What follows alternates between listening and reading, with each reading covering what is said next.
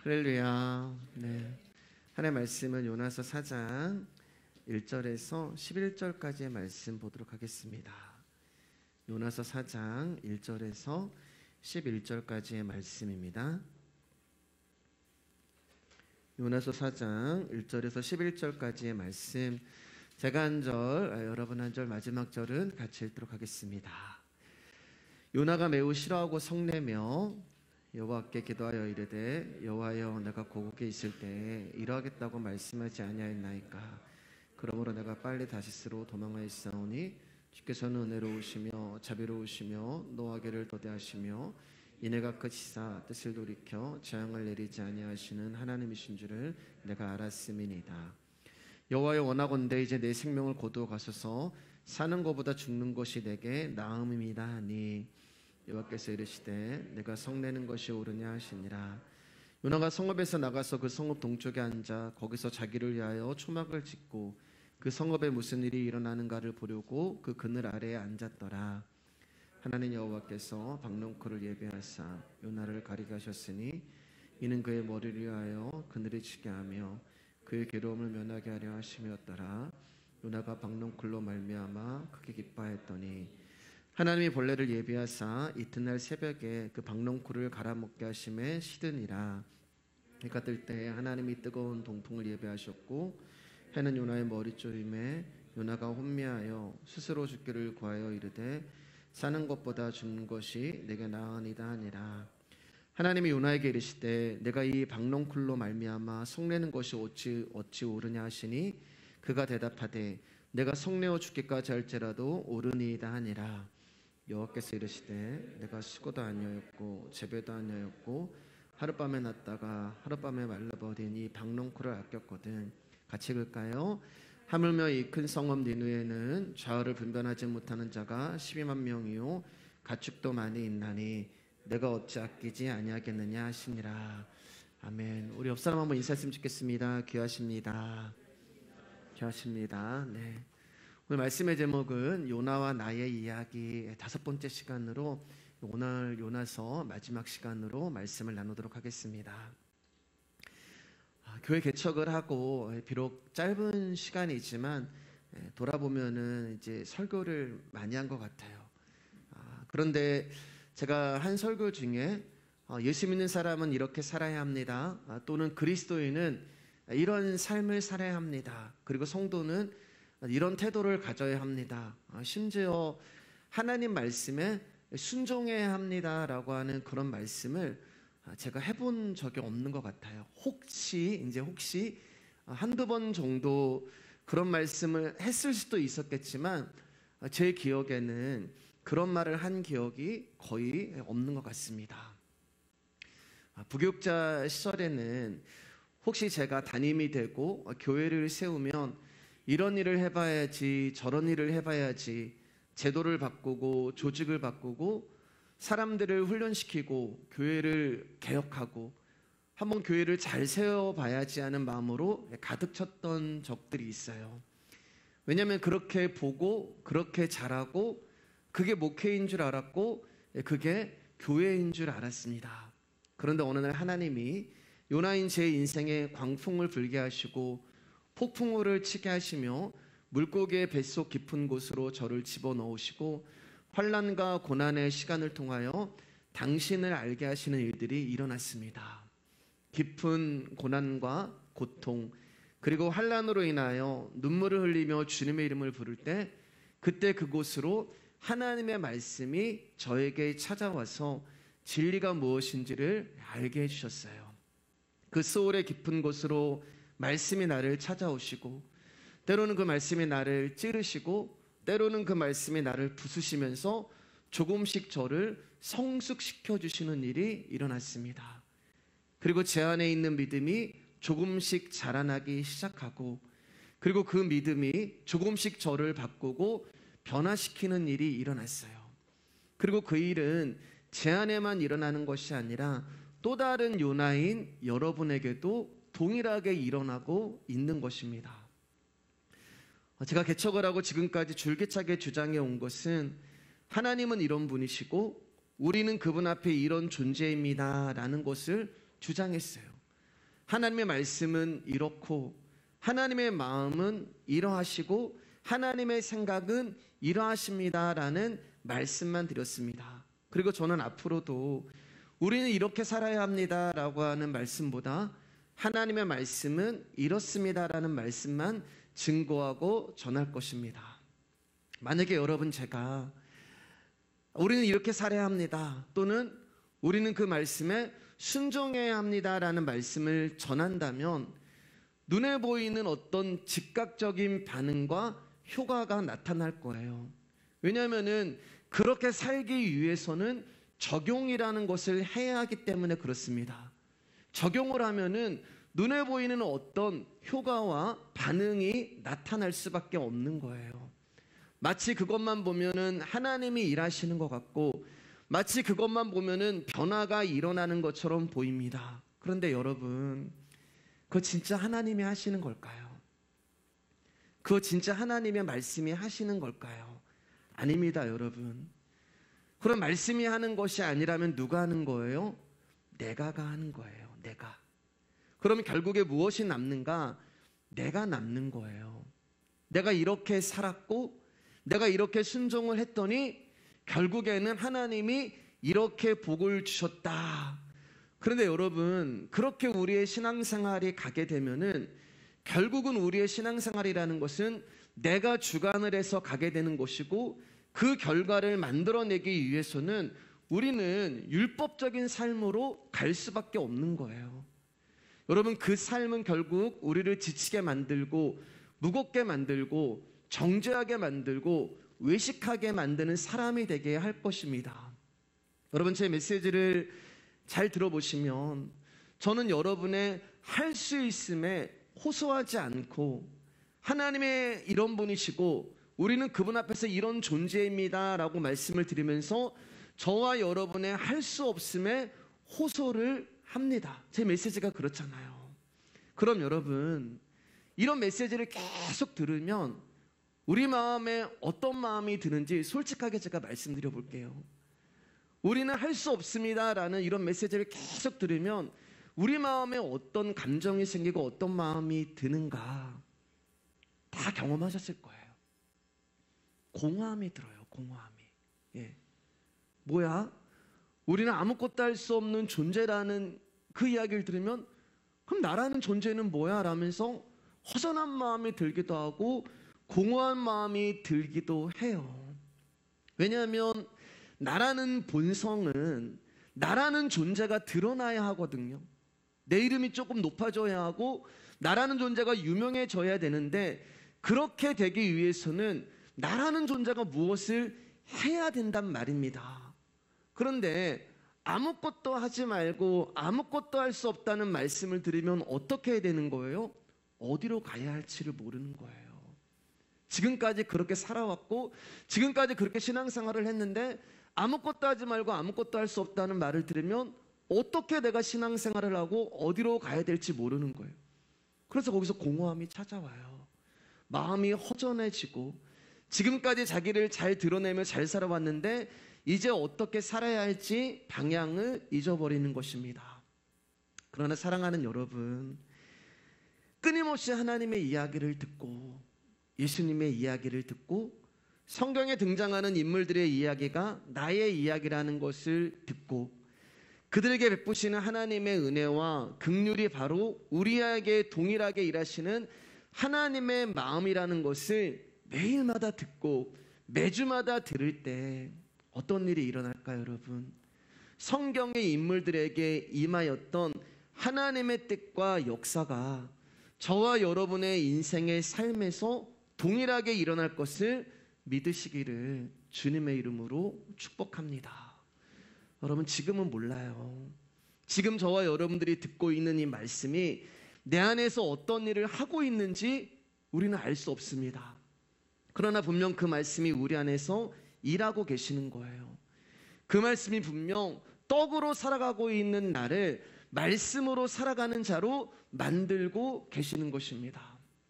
며칠 전에 3년 전에 제 아들과 같이 찍은 사진을 우연히 봤는데요.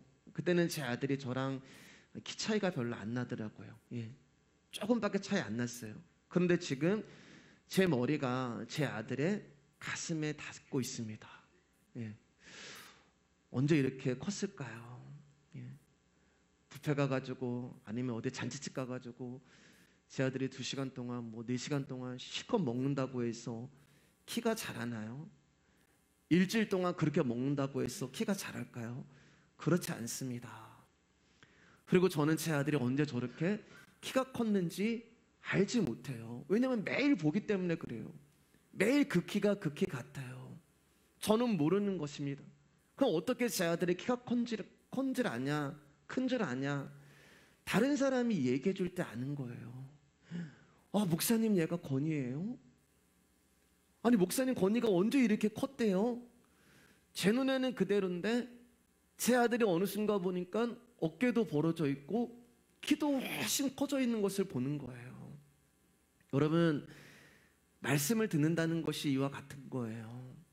여러분들은 모르겠지만 어느 날 저와 여러분들이 성숙해져 있는 것입니다. 예배 때 듣는 말씀이 우리 영혼 가운데 이런 일을 하시는 거예요.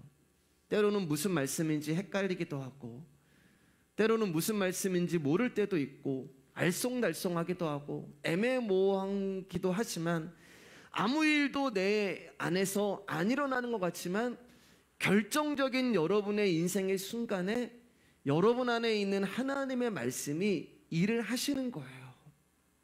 세월이 지난 후에 어느 날 보니까 내가 이 말씀대로 살아있고, 어느 날 보니까 내 안에 그분의 성품이 나오고, 무엇을 해도 그분의 이름만 영광이 되고, 지금 그 일을 하나님이 당신이라는 말씀을 우리의 영혼 안에 집어넣어 주시면서 일을 하고 계시는 거예요. 어느 날 보니까 온통 주님의 사랑만 보이고, 나를 향한 그분의 은혜만 보이고, 나를 너무 사랑하시는 주님이 보이고, 그리고 여러분들을 너무 사랑하시는 주님이 보이는 거예요. 물론 여러분, 사람의 기질과 성격에 따라서 그 일이 더딘 사람이 있고 그 일이 빠른 사람도 있어요. 성경의 인물들을 보면 다 다르잖아요. 어떤 사람은 말씀을 들었을 때 내 안에서 변화가 일어나는 사람이 있는가 하면은, 어떤 사람은 당장은 아니지만 시간이 지나고 세월이 지나서 그 말씀이 일을 하시는 것을 보게 되는 것입니다. 그리고 그 말씀을 결국 저와 여러분의 불순종에도 불구하고 하나님 당신의 일을 언약이 만들어내시는 거예요. 그리고 그 가운데 한 사람이 이제 오늘 우리가 마지막으로 보게 될 요나가 되는 것입니다. 요나는 원수인 니느웨에 하나님의 심판을 선포하는 것을 그렇게 환영하지 않았습니다. 어쩔 수 없이 하나님의 말씀 때문에 니느웨에 가서 그들의 구원을 선포했지만 결코 그들이 구원받기를 원하는 그런 외침이 아니었잖아요. 그래서 사흘 걸리는 길을 하루 만에 다니면서 하나님의 심판을 성의 없이 외치고, 그는 자신의 사명을 다 했다고 생각을 한 것입니다. 그런데 그의 기대와 그의 바람과 그의 예상과는 다르게 왕으로부터 시작해서 니느웨 백성에 이르기까지 대대적인 회개가 일어나기 시작을 하는 거예요. 하나님은 그런 니느웨 백성이 돌이킴과 회개를 보시고 그들을 멸망시키려고 했던 하나님의 마음을, 분노를 거두시고 이제 그들을 향하여서 자비와 긍휼을 베푸시기 시작하는 거예요. 그러자 요나가 하나님을 향하여 분노를 내기 시작하죠. 요나서 4장 1절을 보면 요나가 매우 싫어하고 성내며 이렇게 말을 하고 있어요. 여기에 싫어했다라고 하는 이 뜻이, 정확한 뜻이 뭐냐면 불쾌하다라는 뜻을 가지고 있어요. 그러니까 요나는 지금 니느웨의 멸망을 거두어 가시는 하나님의 결정에 대해 극도로 불쾌감을 드러내고 있는 것입니다. 즉 니느웨를 용서하시고 그들에게 은혜를 베푸시는 하나님의 이 결정을 요나는 못마땅해 하고 있는 것이에요. 여러분, 이 그림이 지금 어떤 그림이에요? 하나님이라고 하는 창조주가 자신이 만든 피조물인 요나로부터 욕을 드시고 계시는 것입니다. 여러분, 과연 하나님이 인간이라는 하찮은 존재로부터 비난을 받으셔야 하는 이유가 있으실까? 아니요. 그런 이유가 하나도 없는 거예요. 결코 그렇지 않습니다. 하나님을 알지 못하는 불신자라면은 하나님의 존재하심을 부정하고 하나님을 판단할 수 있어요. 왜냐하면 그게 죄인들의 대표적인 특성이기 때문에 그렇습니다. 그러나 요나는 불신자가 아니잖아요. 요나는 하나님을 아는 성도고 더군다나 그는 하나님의 마음을 알아서 그 마음을 이 땅에다가 증거하는 선지자가 되잖아요. 그럼에도 불구하고 그는 하나님을 향하여서 씩씩거리고 있는 것입니다. 누구보다 하나님과 가깝게 지내야 하는 그가 하나님의 뜻을 깨달아서 하나님의 마음을 알고 하나님과 함께 감격하고 감동해야만 하는 그 선지자가 지금 불신자와 전혀 다를 바 없는 하나님을 향하여서 불쾌해하며 성을 내고 있는 거예요. 그런데 정말 놀라운 건 뭐예요, 여러분? 제 말씀을 준비하면서 정말 놀라운 것은 이렇게 버르장머리가 없고 네 가지가 없는 요나를 하나님이 쓰시고 계신다는 거예요. 성경은 요나가 성을 내는 이유를 이렇게 설명합니다. 우리 2절 3절을 같이 읽겠습니다. 시작. 여호와께 기도하여 이르되 여호와여 내가 고국에 있을 때에 이러하겠다고 말씀하지 아니하였나이까. 그러므로 내가 빨리 다시스로 도망하였사오니 주께서는 은혜로우시며 자비로우시며 노하기를 더디하시며 인애가 크시사 서로 돌이켜 재앙을 내리지 아니하시는 하나님이신 줄을 내가 알았음이니이다. 여호와여 원하건대 이제 내 생명을 거두어 가소서. 사는 것보다 죽는 것이 내게 나음이다 하니. 요나가 니느웨에게 부어진 하나님의 은혜와 자비하심으로 그들이 구원 얻는 것을 어느 정도로 극도록 싫어했냐면 사는 것보다 죽는 것이 차라리 낫다고 말할 정도로 니느웨를 향한 하나님의 용서와 은혜가 싫었던 거예요. 2절을 보면 요나가 뭐라고 얘기해요? 내가 알았습니다 라면서 씩씩대고 이야기를 합니다. 하나님, 내가 이럴 줄 알았어요. 하나님은 은혜로우시고 자비로우시기 때문에 재앙을 내리시지 아니하는 하나님이신 줄을 제가 알았어요. 그래서 제가 고향에 있을 때 니느웨로 안 오고 다시스로 도망을 쳤던 거예요. 요나는 하나님이 어떤 분이라는 것을 이미 알아버렸어요. 우리가 요나와 나의 이야기 첫 번째 시간에 말씀을 나눈 것처럼 요나는 이스라엘이 죄와 악을 범하였음에도 불구하고 그 이스라엘을 심판하지 아니하시고 오히려 그들에게 용서와 은혜와 긍휼을 베푸시는 하나님의 사랑을 이미 요나는 경험을 해버린 거예요. 심판을 받아야 하는 자들을 심판하지 아니하시고 오히려 그들을 회복시키신 하나님을 요나는 이미 알고 있었던 거예요. 그래서 요나는 다시스로 도망을 친 것입니다. 왜냐하면은 하나님이 죄악에 가득한 니느웨로 자기를 보내시는 이유와 그 의미를 정확하게 알고 있었기 때문입니다. 하나님이 또 니느웨를 자비와 사랑으로 대하시려고 또 나로 하여금 그 헛걸음을 하게 하시려고 나로 하여금 가라고 하시는구나. 요나가 그 생각을 한 거예요. 그래서 요나가 나중에 하나님이 니느웨 사람들을 용서해 주시는 모습을 보고 차라리 나를 죽여주세요. 내가 이럴 줄 알았어요. 이 꼴을 보느니 차라리 내가 죽는 게 낫습니다. 아니 하나님 그렇게 마음대로 할 거면은 뭐하러 나를 부르시고 뭐하러 나를 쓰세요. 그냥 하나님 마음대로 하시죠. 그냥 나를 죽여주세요 라고 지금 극단적인 말을 서슴지 않고 있는 거예요. 그러니까 여러분 지금 이 상황의 판단을 누가 하고 있는 거냐면은 요나가 하고 있는 거예요. 하나님이 중심이 아니에요. 하나님은 안중에도 없습니다. 하나님의 존재하심을 그분의 뜻과 그분의 의지와 그분의 생각은 애초부터 요나에게는 중요하지 않았어요. 없었던 거예요. 그저 자신의 뜻과 자신의 계획만 있었지 하나님의 섭리 따위는 요나에게 중요하지 않았어요. 그러면 여러분 요나의 이런 마음 이면에는 어떤 솔직함이 있었을까? 요나가 이렇게 화를 내는 그 이면에는 어떤 진실함이 숨겨져 있었을까? 그것은 바로 하나님의 은혜와 자비는 오직 자기에게만 베풀어져야 한다는 마음이 숨겨져 있는 거예요. 노하기를 더디하시고 재앙을 내리시지 아니하시는 그 대상은 오직 나여야만 한다는 것입니다. 자기여야만 한다는 거예요. 자기만 이 은혜를 받아야 한다는 것입니다. 하나님을 모르고 우상을 섬기는 니느웨 사람들은 하나님의 진노로 재앙을 받는 것이 마땅하다는 것이 요나의 마음이에요. 왜요? 원수거든요. 저 원수가 망해야 돼요. 원수가 잘 되면 안 돼요. 다른 원수들은 다 잘 돼도 나의 원수는 망해야 돼요.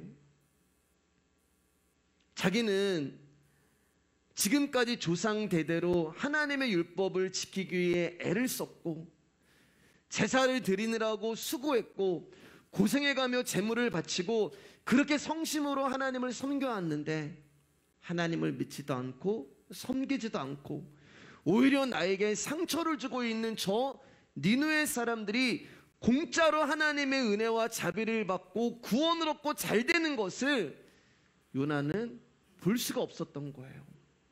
그러니까 요나는 하나님의 은혜를 저 사람과 공유하고 싶지 않았던 거예요.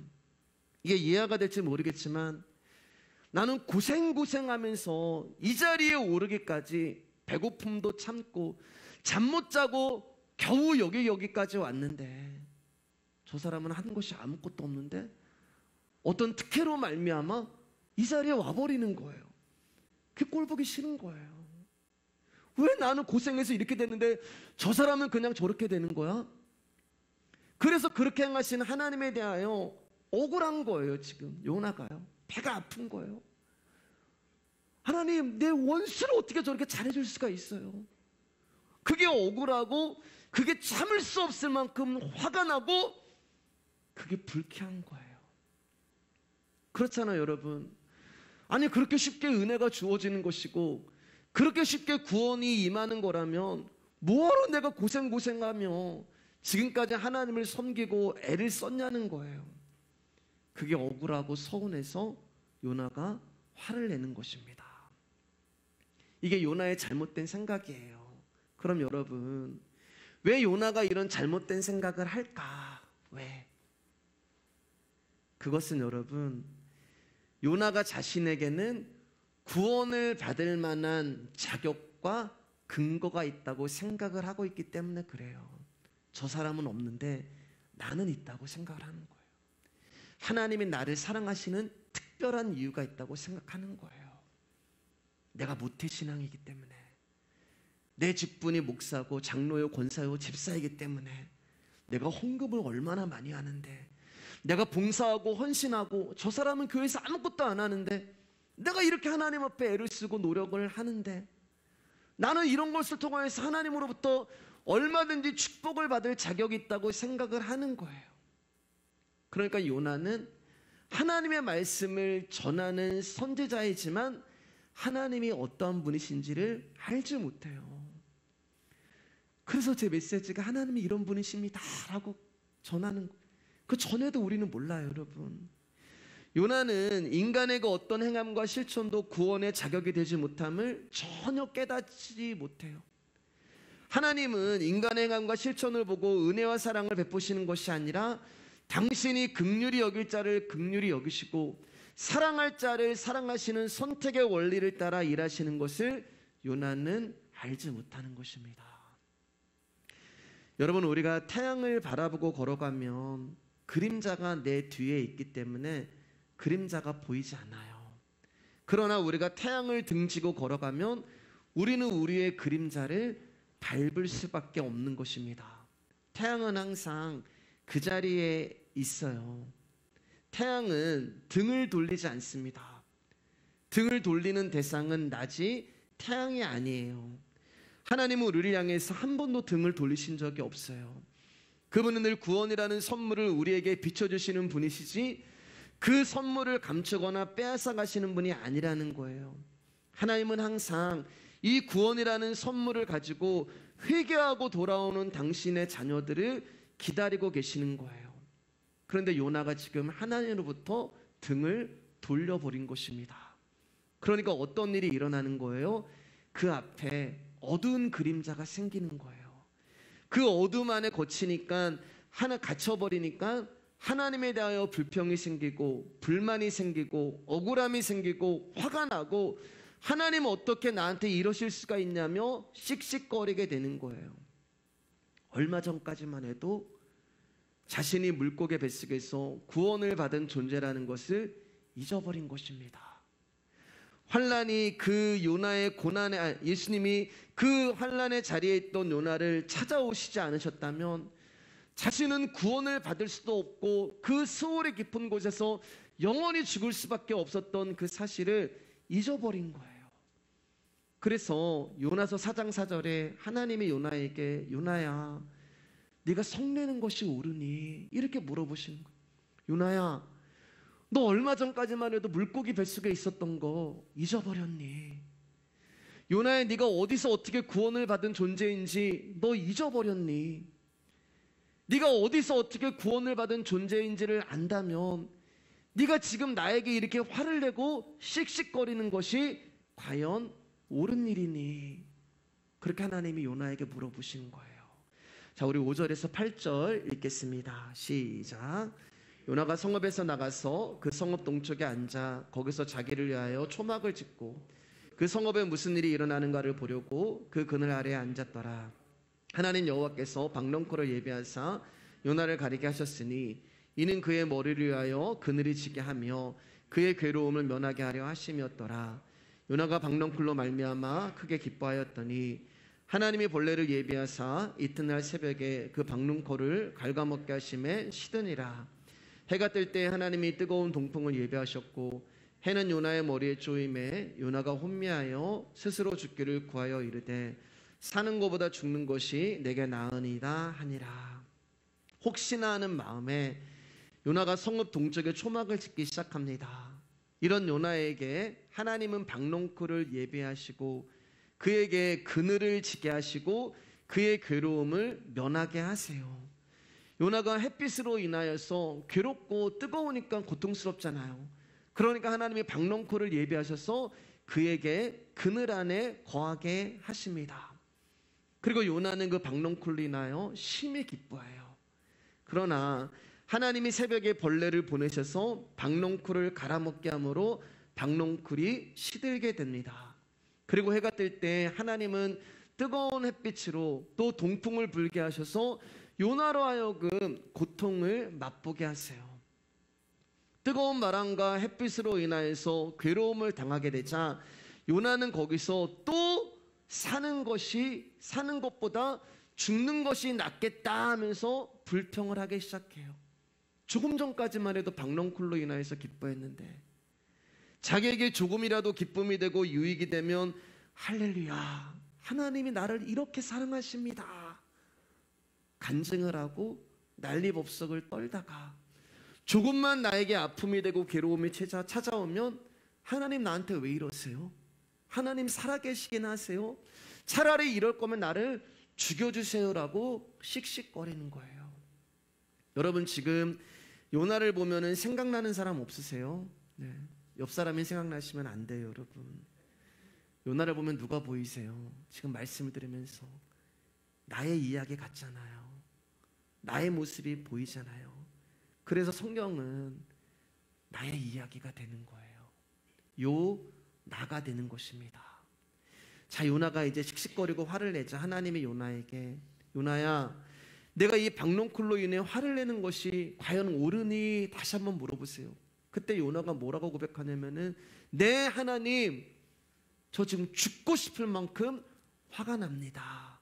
우리 요나서 4장 9절입니다. 시작. 하나님이 요나에게 이르시되 내가 이 박넝쿨로 말미암아 성내는 것이 어찌 옳으냐 하시니 그가 대답하되 내가 성내어 죽기까지 할지라도 옳으니이다 하니라. 이게 인간의 악함이에요. 인간의 악함은 무엇이냐? 하나님의 마음을 알려고 하지 않아요.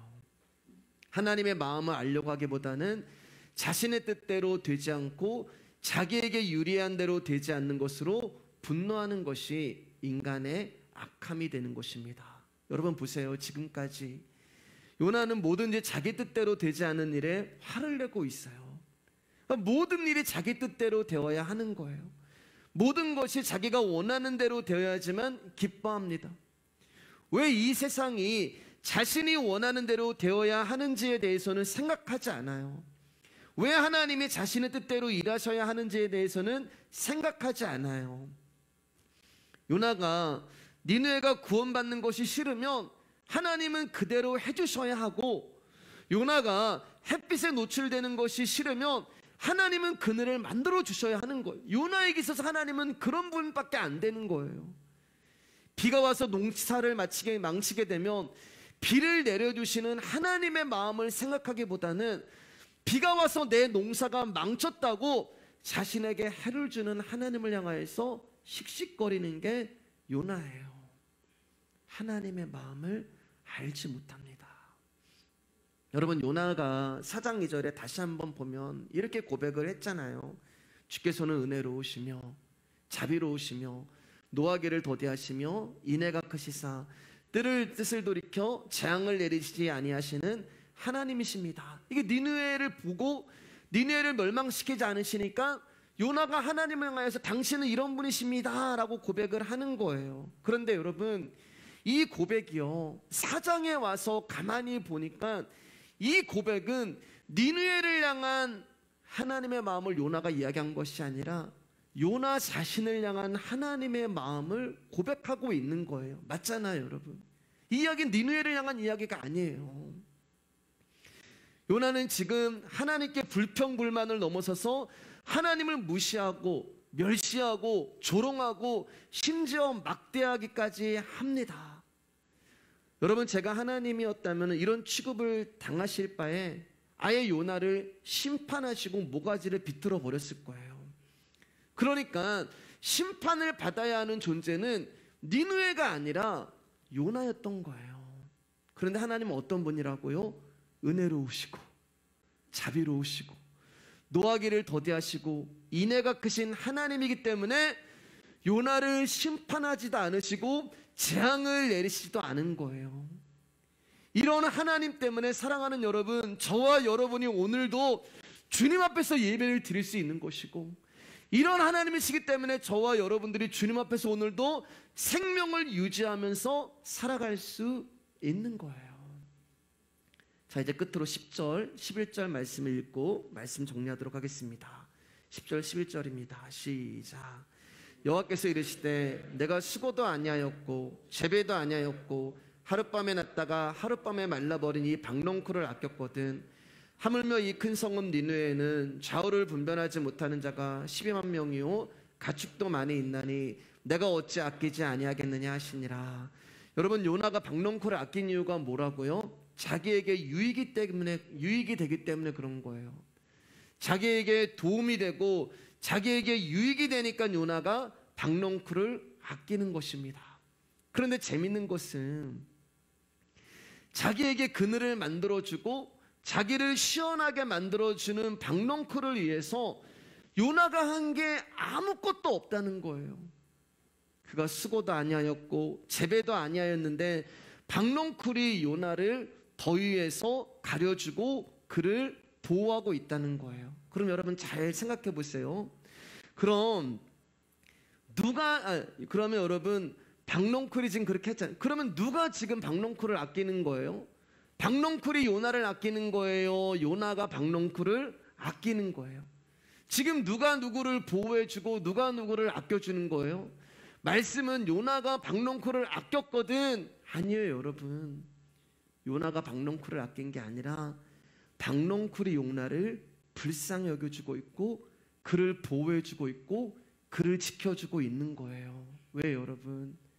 박농쿨이요, 자기가 없으면 요나는 심히 괴로워서 죽을 수밖에 없는 자라는 것을 알고 있었기 때문에 그렇습니다.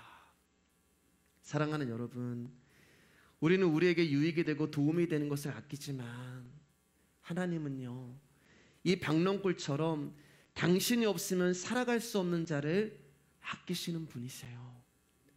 하나님은 당신을 필요로 하는 자를 아끼시는 분이시고, 당신이 도와주지 않으시면 안 되는 자를 아끼시는 분이고, 당신이 없으면 걸을 수 없는 자를 아끼시고, 당신이 없으면 숨을 쉴 수 없는 자를 아끼시고, 당신이 없으면 좌우도 분별하지 못하는 그런 어리석고 연약한 저와 여러분들을 아껴주시는 분이에요.